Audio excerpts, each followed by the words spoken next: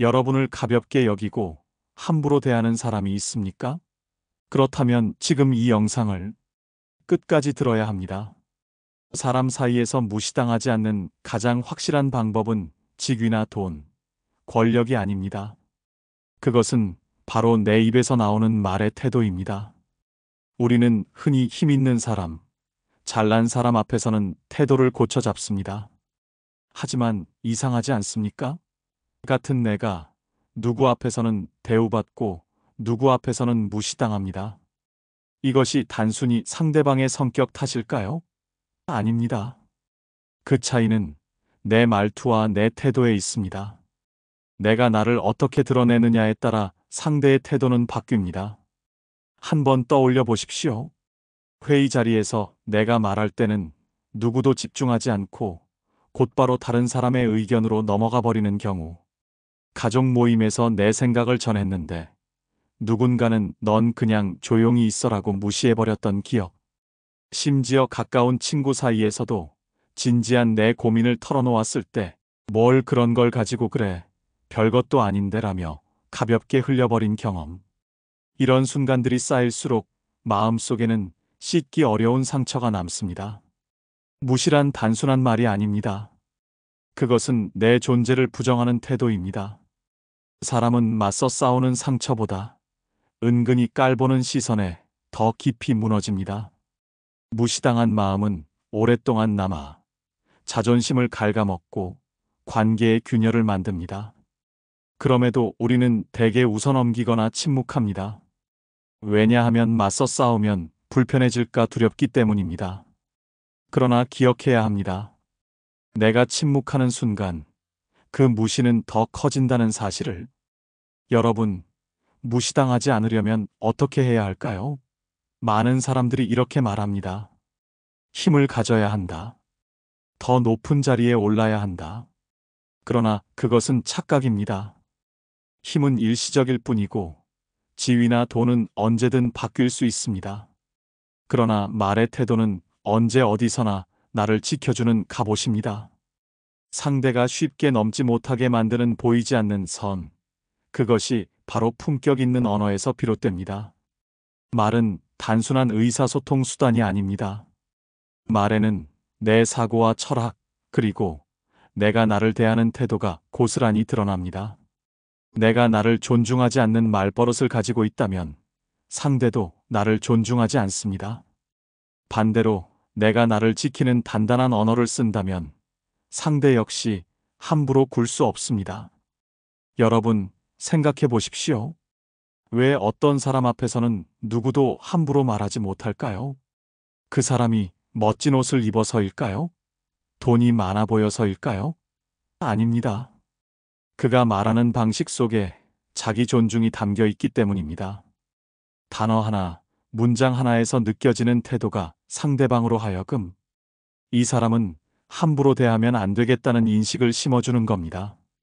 오늘 이 자리에서 저는 그런 말을 3가지 소개하려고 합니다. 누구나 알고 있지만 막상 입 밖으로 꺼내지 못했던 말. 단순하지만 상대의 태도를 바꾸는 힘을 가진 말. 이 3가지 말을 여러분이 마음에 새기고 상황 속에서 꺼내 쓰신다면 무시당하던 순간이 공손으로 바뀌는 경험을 직접 하게 될 것입니다. 혹시 이런 경험 없으신가요? 마음속으로는 그건 내 문제니까 내가 결정할 거야 라고 생각하면서도 막상 입 밖으로는 아무 말도 하지 못한 순간, 또는 그 말은 너무 무례한데 싶으면서도 억지 웃음으로 넘긴 순간, 그럴 때마다 후회가 남습니다. 왜 그때 말하지 못했을까? 왜 나는 늘 참기만 할까? 그러나 이제는 다르게 선택할 수 있습니다. 오늘 이 영상에서 알려드릴 그 한마디가 여러분을 지켜줄 것입니다. 지금도 누군가는 여러분을 가볍게 여기고 있을지 모릅니다. 하지만 여러분이 단호하게 말할 수 있다면 그 무시는 오래가지 못할 것입니다. 존중을 요구하는 태도는 싸움이 아닙니다. 그것은 내 자리를 지키는 품격입니다. 싸움은 상대를 무너뜨리지만 품격은 상대를 스스로 바꾸게 만듭니다. 이 차이를 만들어내는 것이 바로 언어입니다. 여러분의 삶에서 무시를 없애고 싶으십니까? 그렇다면 오늘 제가 전해드릴 세 가지 말을 반드시 기억하시기 바랍니다. 그것은 남을 공격하는 말이 아닙니다. 오히려 내 삶을 지키는 방패이며 동시에 상대를 공손하게 만드는 힘을 가진 말입니다. 앞으로 제가 드릴 말씀은 결코 어렵지 않습니다. 하지만 결코 가볍지도 않습니다. 단 한 문장이 관계를 바꾸고 단 한마디가 인생을 새롭게 만들 수 있다는 사실을 여러분께 보여드릴 것입니다. 그러니 지금 이 순간 여러분 자신을 위해 다짐하십시오. 나는 무시당하기 위해 태어난 존재가 아니다. 나는 존중받기 위해 존재한다. 여러분, 우리가 누군가에게 무시당하는 순간은 언제일까요? 단순히 큰 소리로 꾸짖을 때가 아닙니다. 오히려 조용히 던져진 말 한마디가 내 마음을 더 깊이 흔듭니다. 너 그 나이에 아직도 그거 하나 못 정했어? 내가 뭘 안다고 그런 결정을 해? 다른 사람들은 다 이렇게 사는데 넌 왜 그래? 이런 말들을 들으면 순간 말문이 막히고 억울하면서도 반박하지 못해 웃어넘긴 경험이 많으실 겁니다. 하지만 바로 그때 침묵하는 순간 상대방은 이렇게 생각합니다. 아, 이 사람은 내가 뭐라고 해도 그대로 받아들이는구나. 그리고 그 다음부터는 더 쉽게 무시하게 됩니다. 그럴 때 필요한 말이 바로 저는 그렇게 받아들이지 않겠습니다. 짧지만 강력한 이 한마디는 상대의 평가나 판단을 정중히 거절하면서도 내 자리를 지키는 선언입니다. 상대의 말이 옳으냐, 그르냐를 따지지 않습니다. 다만 그 말이 내 안으로 들어와 나를 흔드는 것을 단호히 막는 것입니다. 실제로 있었던 일화를 하나 전해드리겠습니다. 한 직장인이 있었습니다. 그는 오랫동안 팀에서 성실하게 일했지만 늘 상사에게 가볍게 여겨졌습니다. 중요한 의견을 내면 내가 뭘 아냐, 그냥 시키는 것만 해라는 말이 돌아왔습니다. 처음에는 속으로 사귀고 넘어갔지만 그럴수록 자신이 작아지는 기분이 들었습니다. 어느 날 또다시 상사가 무시하는 말을 던졌을 때 그는 차분히 이렇게 말했습니다. 저는 그렇게 받아들이지 않겠습니다. 순간 회의실은 조용해졌고 상사도 더 말을 이어가지 못했습니다. 그 후로 그 상사는 최소한 그의 앞에서는 함부로 말하지 않았습니다. 이 말은 싸우자는 말이 아닙니다. 감정적으로 대응하지 않으면서도 상대에게 분명한 메시지를 주는 것입니다. 당신이 나를 평가할 수는 있지만 내가 그것을 받아들일지는 내 선택이다. 이 경계 선언이 상대의 태도를 바꾸는 것입니다. 철학자 마르쿠스 아우렐리우스는 명상록에서 이렇게 말했습니다. 타인의 말과 행동이 나를 해치는 것이 아니다. 그것을 내가 받아들일 때에만 해가 된다. 이 말은 곧 내 마음의 주도권은 언제나 내 손에 있다는 뜻입니다. 세상이 어떤 말을 하든 내가 받아들이지 않으면 그것은 나를 흔들 수 없습니다. 저는 그렇게 받아들이지 않겠습니다. 라는 말은 바로 이 철학을 삶 속에서 실천하는 표현입니다. 여러분도 떠올려 보십시오. 누군가의 말 때문에 밤잠을 설친 적이 있지 않으신가요? 직장에서 상사의 한마디, 친구의 무심한 농담, 가족의 무례한 충고 때문에 마음이 무너진 적이 있을 겁니다. 하지만 그 말이 여러분을 무너뜨린 게 아닙니다. 그 말을 여러분이 받아들였기 때문입니다. 이제는 달라져야 합니다. 그때 이렇게 차분하게 말해 보십시오. 저는 그렇게 받아들이지 않겠습니다.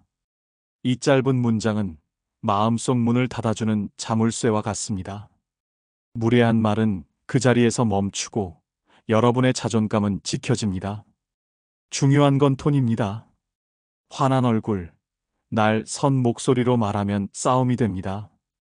그러나 평온한 얼굴, 단호한 목소리로 말하면 품격 있는 경계가 됩니다.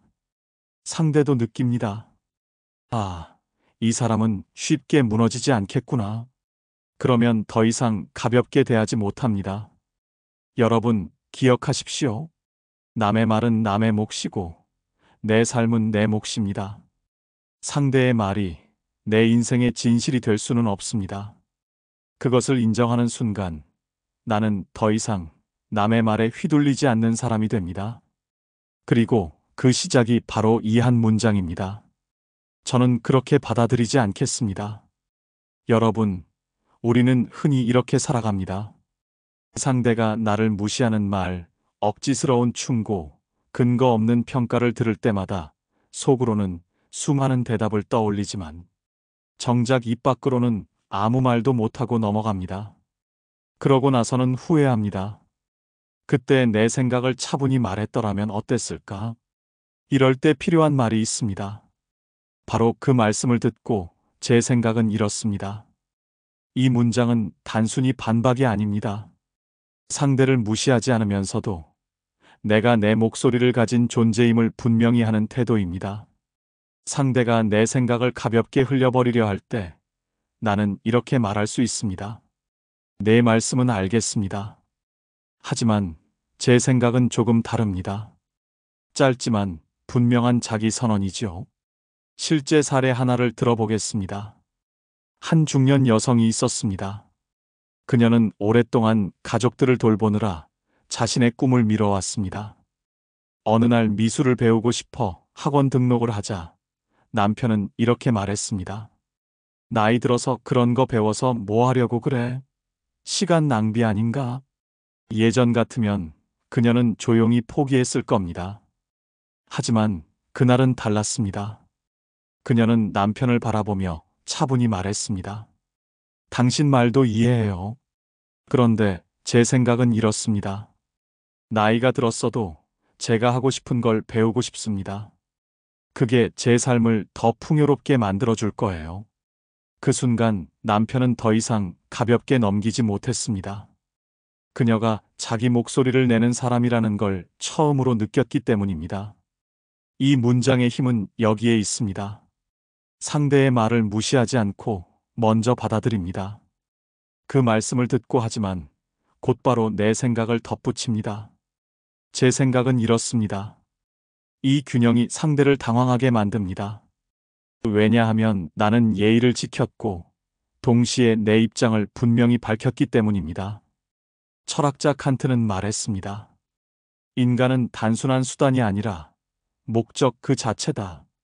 내가 내 생각을 말하지 않는 순간 나는 상대에게 단순한 수단이 됩니다. 하지만 내 의견을 내세우는 순간 나는 하나의 목적을 가진 존재로 인정받습니다. 그 말씀을 듣고 제 생각은 이렇습니다 라는 문장은 바로 내가 목적 있는 존재임을 드러내는 선언입니다. 여러분, 이런 경험 있으시지요? 회의 자리에서 의견을 냈는데 누군가 그건 별로야, 그건 틀렸어라고 잘라버렸던 기억. 그때 대부분은 입을 닫습니다. 하지만 그 순간 바로 이 말을 꺼내 보십시오. 그 말씀을 듣고 제 생각은 이렇습니다. 이 말은 싸움을 만들지 않습니다. 오히려 대화의 수준을 한 단계 끌어올립니다. 내 생각이 존중받을 자격이 있다는 걸 보여주고 동시에 상대의 의견도 무시하지 않았음을 증명합니다. 이 말에는 또 하나의 힘이 있습니다. 바로 자기 신뢰를 키운다는 점입니다.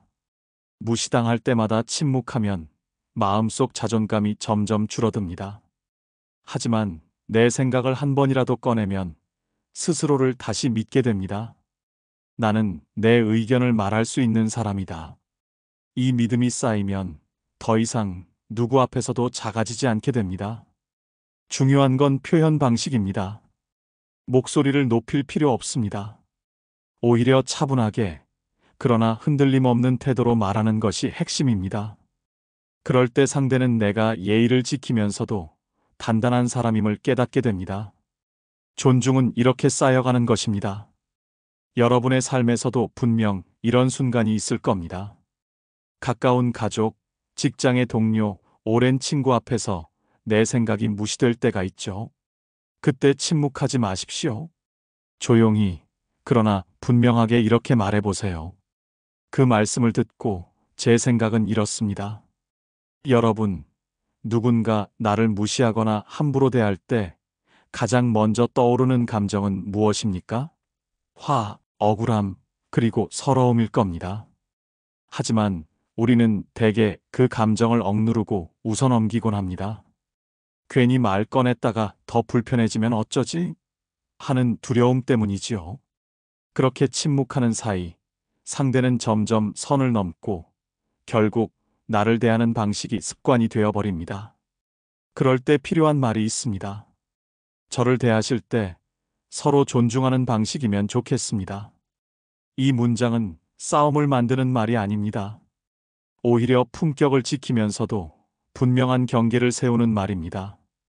단순히 그렇게 하지 마세요라고 말하는 것이 아니라 관계의 기본 규칙을 상기시키는 것이죠. 서로 존중하는 것, 그것이 최소한의 예의 아닙니까?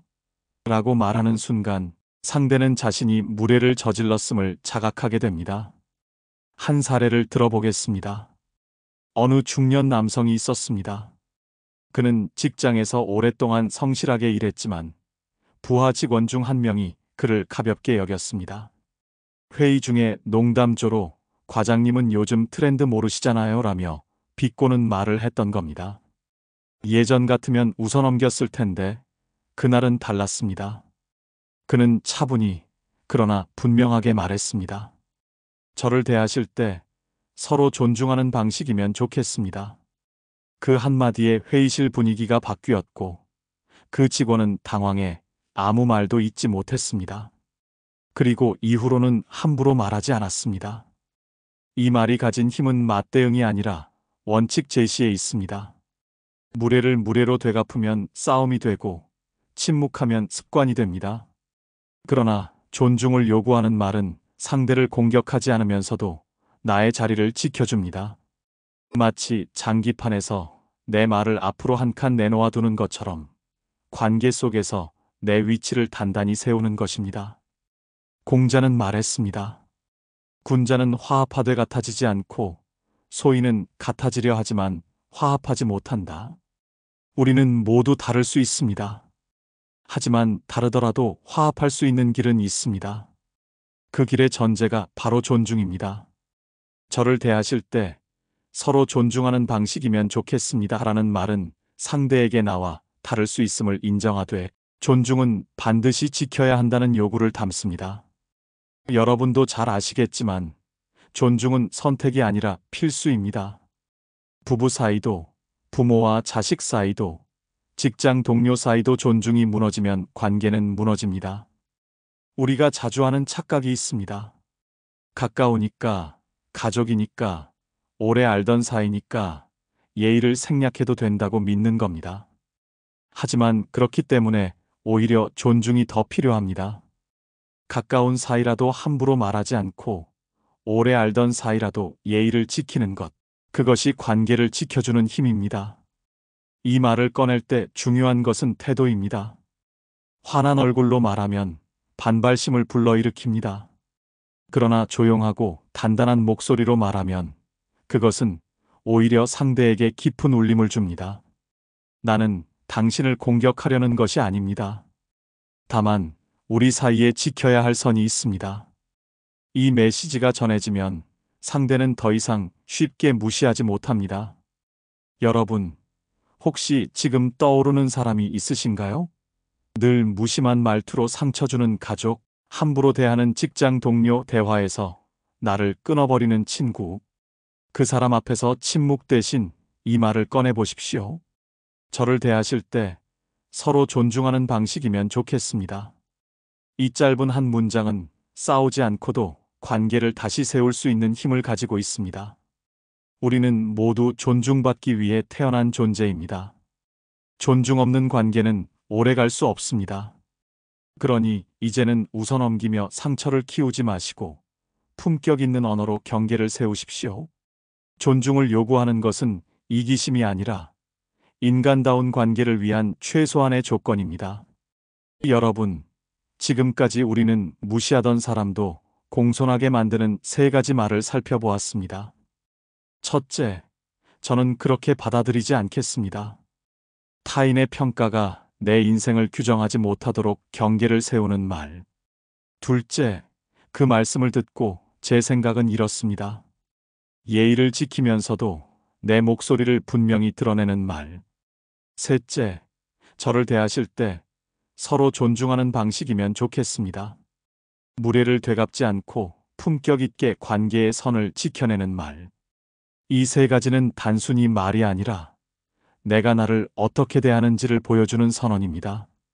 사람은 내가 내 자신을 존중하는 만큼 남도 나를 존중합니다. 그렇기에 내 입에서 나오는 한 문장은 단순한 대답이 아니라 내 삶의 태도를 드러내는 거울입니다. 한번 상상해 보십시오. 늘 나를 얕잡아 보던 사람이 내 앞에서 더 이상 함부로 하지 못하는 순간을, 가까운 가족이 무심코 던지는 말을 조심스레 고쳐 말하는 순간을, 직장에서 내 의견을 대수롭지 않게 여기던 상사가 다시 내 말을 경청하는 순간을, 그 변화는 결코 먼 미래가 아닙니다. 단 한마디, 내 품격을 담은 언어에서 시작됩니다. 여러분, 말은 마음의 얼굴입니다. 무례한 말로는 관계를 깎아내릴 수 있지만 단호하면서도 따뜻한 말은 관계를 다시 세워줍니다. 무시를 무시로 되갚으면 남는 건 상처뿐입니다. 그러나 품격 있는 언어로 내 자리를 지킬 때 상대는 스스로 자신을 돌아보게 됩니다. 그때 비로소 존중이 시작됩니다. 우리가 흔히 하는 착각은 가까우니까 말해도 된다는 생각입니다. 하지만 가장 가까운 관계일수록 존중이 무너지면 상처는 깊어집니다. 부부 사이, 부모와 자식 사이, 친구와 동료 사이 모두 마찬가지입니다. 존중이 없는 친밀함은 오래가지 못합니다. 그러니 여러분, 이제는 말의 습관을 바꾸십시오. 그저 참는 대신, 싸우는 대신 품격 있는 한마디로 경계를 세우십시오. 말은 도구이자 무기이며 동시에 위로이기도 합니다. 철학자 쇼펜하우어는 이렇게 말했습니다. 말은 인간이 가진 가장 강력한 무기이자 가장 깊은 위로다. 무시를 멈추게 하고 존중을 불러오며 관계를 회복시키는 힘이 바로 여러분의 말 속에 있습니다. 여러분, 오늘 제가 전해드린 세 가지 말을 꼭 기억하시기 바랍니다. 억울하게 무시당하던 순간, 이 말들 중 하나만 꺼내 보십시오. 그 순간부터 상대의 태도는 달라질 것이고, 무엇보다 여러분의 마음이 더 이상 흔들리지 않을 것입니다. 그리고 지금 이 영상을 보며 떠오른 사람이 있다면, 그 사람 앞에서 한번 용기 내어 말해 보십시오. 저는 그렇게 받아들이지 않겠습니다. 제 생각은 이렇습니다. 서로 존중하는 방식이면 좋겠습니다. 이 세 문장이 여러분의 관계를 바꾸고 결국 여러분의 인생을 바꿀 것입니다. 여러분, 말은 마음의 다리입니다. 그 다리를 먼저 놓는 사람이 결국 마음을 얻습니다. 오늘부터 여러분의 입술에서 존중의 말이 흘러나오길 바랍니다. 그 말이 여러분을 지켜주고 상대를 바꾸며 삶을 단단하게 만들어줄 것입니다. 이 영상이 마음에 닿으셨다면 좋아요와 구독으로 함께 해주십시오. 그리고 댓글에 여러분이 가장 먼저 실천하고 싶은 한마디를 남겨보세요. 여러분의 하루가 존중으로 채워지고 여러분의 관계가 따뜻한 말로 새로워지기를 진심으로 기원합니다.